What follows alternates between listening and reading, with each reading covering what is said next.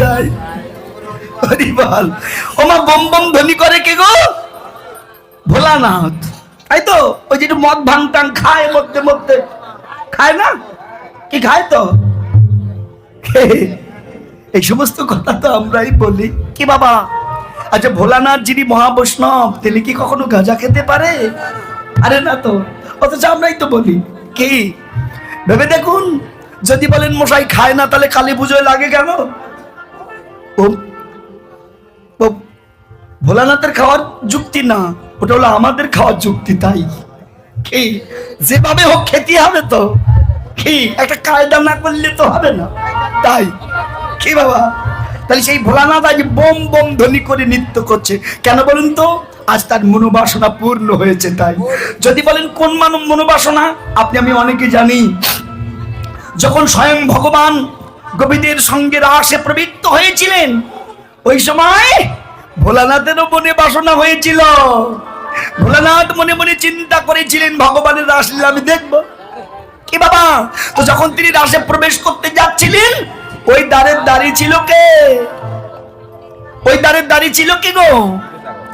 আর কেউ নয়, তিনি মাতা ভগবতী। কি বাবা, মাতা ভগবতী, তাই না? মায়েরা, ভগবতী সম্মুখে দাঁড়িয়েছিল, দাঁড়াও, যেতে পারবে না।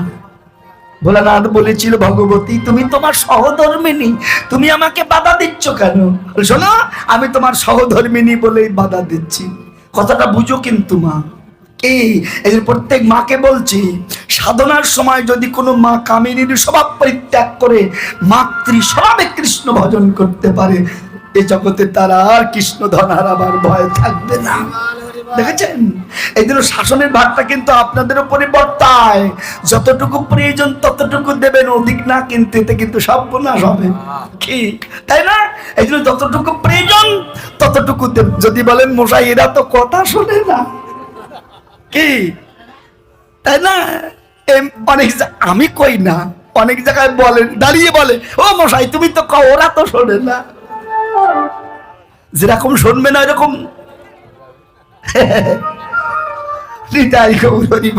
মায়েরা। এই জন্য একার দ্বারা কৃষ্ণ ভজন কোনোদিন সম্ভব নয়। এই জন্য দুজন সমান সমান হতে হবে, দুজনকে গুরুচরণ আশ্রয় করে সাধনা জানতে হবে, তবেই না সেই রসাস্বাদন হবে। এত সহজের বস্তুতে এগুলো নয়। যাই হোক, তো ভোলানাথ কিন্তু সারার বান্দা না। ওই যে বললাম না, জোরা তো শোনে না। ভোলানাথের অবস্থাও তাই, উনিও কিন্তু শোনে নাই। কি করেছিল বলুন তো? উনি শ্বেত গোপীর বেশ ধারণ করে একেবারে রাসস্থলীতে যে উপস্থিত। এখন প্রত্যেক দিন ভগবানের যে রাসে আনন্দ হয়, আজ আর হচ্ছে না। গোপীদের ডেকে বলছে, কি ব্যাপার, প্রত্যেক দিন রাসে এত আনন্দ পায়, আজ হচ্ছে না কেন?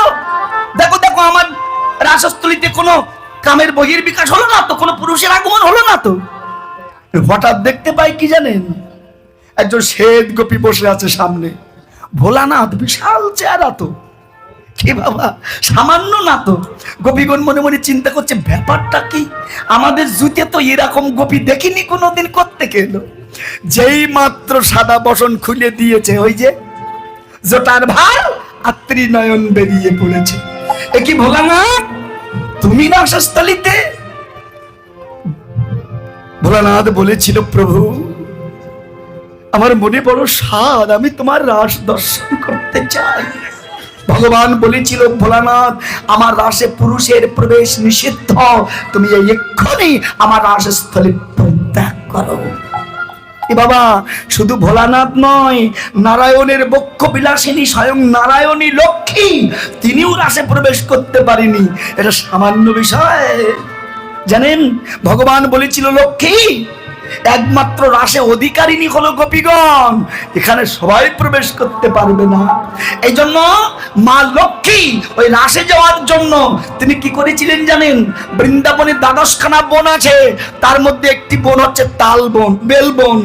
এই বেল বনে যে তিনি তপস্যা করেছিলেন গোপী ভাব লাভের আশায়। ভাবা যায়?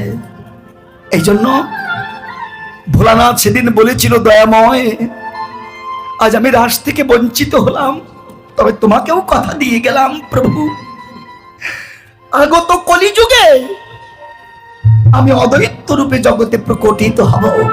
আমার হুহুঙ্কারে তোমাকে গোলক থেকে আমি ভুলোকে আনায়ন করব। প্রভু, যেদিন তুমি সেই রাস রাজ কলিহত জীবের দ্বারে দ্বারে তুমি বিতরণ করবে, নিতাই গৌর হরি বল বলে সেদিন আমার